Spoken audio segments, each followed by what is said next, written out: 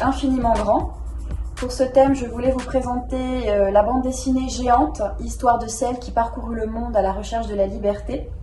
Cette bande dessinée est signée Jean-Christophe Devenay et Nouria Tamarit. Donc avant de vous présenter l'histoire, je voulais vraiment vous parler de l'objet livre, donc qui est vraiment un très bel objet. Donc non, la bande dessinée n'est pas géante comme à l'image de son héroïne. Elle fait bien la taille d'une bande dessinée classique, en revanche elle est très épaisse.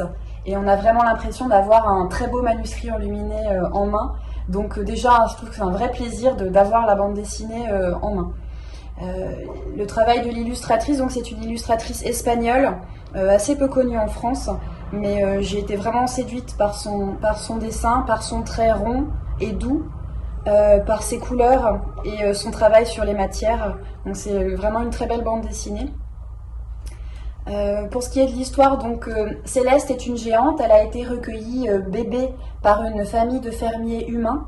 Ils avaient 6 fils, ils n'avaient pas de filles, donc ils ont adopté Céleste. Donc elle grandit dans cette famille nombreuse et heureuse. Progressivement, ses frères quittent la maison les uns après les autres pour étudier, pour voyager, pour travailler. Et voilà, donc elle se retrouve seule. En tant que jeune femme, elle ne peut pas voyager, elle doit rester auprès de sa famille pour l'aider, et elle en est très attristée. Un jour, elle rencontre un colporteur qui lui propose de l'accompagner à la foire du village voisin pour quelques heures. Elle le suit. Malheureusement, elle se retrouve abusée puisqu'il va l'exposer comme une bête curieuse aux yeux des villageois. En voulant se défendre, elle va causer un certain nombre de dégâts, étant très grande, et elle va donc être emprisonnée. Donc elle ne rentrera pas chez elle ce soir-là, et donc cet épisode marque le début de sa grande aventure.